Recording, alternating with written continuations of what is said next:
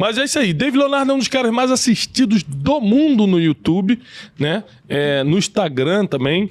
Às vezes ele sempre, para mostrar o efeito da palavra que Deus tem dado para ele manda lá, num grupo que a gente tem de pregadores, ele manda lá 1 milhão de compartilhamentos teve agora, né? Uhum. Em um dia. Sim. Em um dia. Então, assim, você vê que não é uma coisa normal. 1 milhão de compartilhamentos em um vídeo. Então, isso quer dizer que a mensagem que Deus confiou nele está chegando nos corações que precisam. Dave, primeiro me explica o seguinte. Você vivendo o que está vivendo hoje, é muito difícil, aqui no Brunecast você pode ser sincero, pode abrir seu coração, eu sei que você tem coisas para abrir hoje aqui, segura, ele prometeu 2 bombas hoje aqui no Brunecast. Fortíssimo. Fortíssimo. Mas a primeira coisa é o seguinte, você acha, vivendo o que você está vivendo hoje, que é muito difícil ser fiel à identidade, ao que Deus mandou você fazer, por causa das múltiplas propostas, as múltiplas oportunidades, por causa dos muitos números, como, por exemplo, 1 milhão de compartilhamentos? Como é que é lidar com isso? Como você lida com isso? Olha, eu acho, minha opinião, sempre é questão de opinião, né? Quando se fala disso. Mas eu fico pensando o seguinte, que esse mundo de propostas que a gente tem, ele é muito atrelado à nossa ausência de propósito. Eu vou explicar. Quando a gente não sabe o que quer de verdade, qualquer proposta é interessante. Tem acho que é do Alice dos Países das Maravilhas, né? Que o coelho fala pra princesa, olha, se você não sabe pra quem não sabe pra onde quer ir, qualquer caminho serve. Então, eu acredito que no começo da nossa vida, na nossa jornada, até a gente descobrir de maneira efetiva a nossa identidade, por que Jesus nos chamou, para que estamos aqui, isso pode ser muito perigoso, né? Porque as tentativas de, às vezes, de querer dar certo, olhando para o objetivo errado, é o que faz a gente tomar decisões que não são aquelas que combinam com a nossa identidade, com o nosso propósito. Então, eu acho que talvez a primeira fase seja uma das mais complicadas. Agora, quando você chega nesse lugar desejado, onde só o Senhor poderia te colocar, porque, igual você falou, 1 milhão de compartilhamentos, isso é incrível. Mas não é nosso mérito, isso é um milagre de Deus, não tem como explicar, não existe um algoritmo que você faça uma pessoa compartilhar.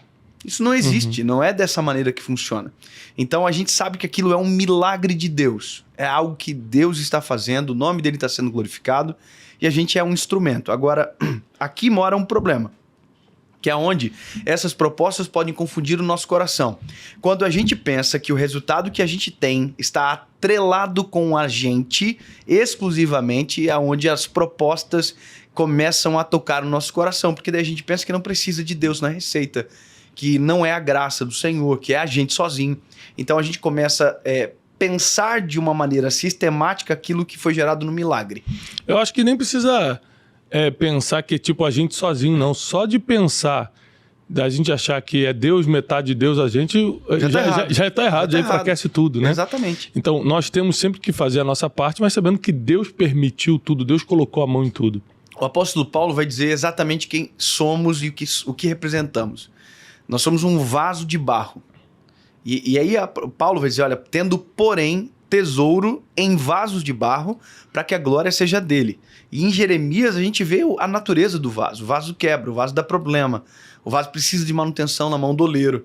Ou seja, quando nós reconhecemos quem somos e que quem nos usa é o detentor de honra e glória, e que é o que fazemos aqui, é onde o nosso coração é preservado. O risco, muitas das vezes, não é o nosso próprio coração sozinho, por mais que o coração é enganoso. O risco é quem nos cerca. Se nós nos cercarmos de pessoas que nos lembrem quem somos, de onde saímos, quem Deus é na nossa vida, a gente preserva um caminho de longevidade. Agora, quando a gente se cerca de pessoas que bajulam, batem nas costas, que tudo tá bom e que tudo tá dando... Parece que tudo é certo que você faz, esse é um caminho de queda. Porque você começa a ser enganado por quem está na sua volta, enganado também.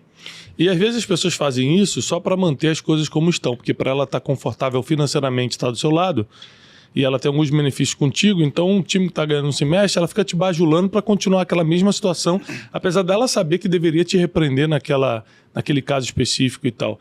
Eu acho que a gente resistir às propostas que vêm diárias tem a ver com a certeza que você tem da sua identidade, tem a ver com as pessoas que você anda, sem dúvida nenhuma, e tem a ver também, principalmente, com você ter esse senso de destino profético. O que eu quero dizer com isso, para ficar claro? Destino é o seu futuro, para onde você vai. Profético é aquilo que Deus falou sobre você.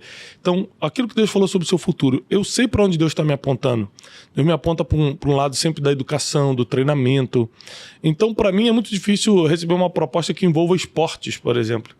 Porque não tem nada a ver com o meu perfil. Ah, mas se for financeiramente muito importante e tiver gente muito conhecida no mesmo projeto, muito famosa, vai te dar seguidor, aí você precisa saber, eu quero seguidor, eu tô atrás disso, eu tô atrás do meu destino, eu tô perseguindo o meu destino profético. E isso é uma decisão que, olhando assim, você pode estar aí no seu carro, onde você está escutando agora, falando assim, claro que eu vou preferir meu destino profético, até de verdade chegar à proposta.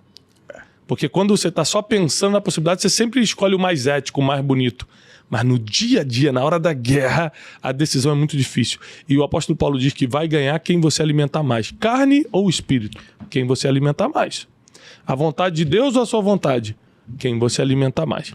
Como vocês lidam com isso? Tanto você quanto o Dave. Porque isso que você falou realmente é bem interessante. De lidar com essas propostas que estão fora do destino profético, do futuro, do propósito. Eu penso o seguinte, Cleiton. Nós, no meu caso, eu vou falar sobre mim, eu acredito que o Thiago é uma história semelhante. Nós somos comissionados, convocados e comissionados. Nós somos chamados, é um chamado de Deus o que a gente faz também. Não é uma escolha onde fui preparado na minha família, por exemplo. Né? Na minha família não tem alguém que reproduza o mesmo cenário que o meu, por exemplo, ministerialmente falando e tal. Mas então, no meu caso, eu tenho um chamado de Deus muito forte, algo que é desde a minha infância. Por mais que eu não tenha sido preparado para isso, eu não tenha sido formatado, mas quando eu me encontrei no Senhor de verdade, fazendo o que eu faço, basicamente, os nossos olhos eles se voltam para um lugar só. Então, todas as vezes que eu recebo uma proposta, eu sempre tento perceber e olhar para o que eu estou fazendo e se aquilo pode manchar a minha caminhada, que eu sei aonde eu quero chegar. Então, por exemplo, eu não sou um homem de negócios, o Brunet já é uma pessoa de negócios, tem a ver com tudo isso, é o cenário dele. Então, eu já tive várias propostas de negócio, de montar empresa, de entrar em sociedade, fazer negócio lá e cá e tal. E eu sempre penso o seguinte, cara, eu sou um evangelista. Combina com evangelista isso?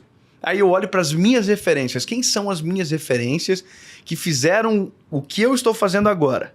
Aí eu tenho algumas referências. Eu olho para eles e tento imaginar, esses caras fariam isso? Então isso me defende a curto, médio e longo prazo. Eu tô o tempo inteiro olhando para as minhas referências, olhando para o meu propósito e a minha identidade. Isso vai sempre blindar o meu coração de entrar em furada, aceitar proposta que às vezes vai desnortear o nosso propósito, que vai tirar a gente do cerne. Vai distrair. Que vai me tomar tempo. Meu tempo hoje é a coisa mais valiosa que eu tenho.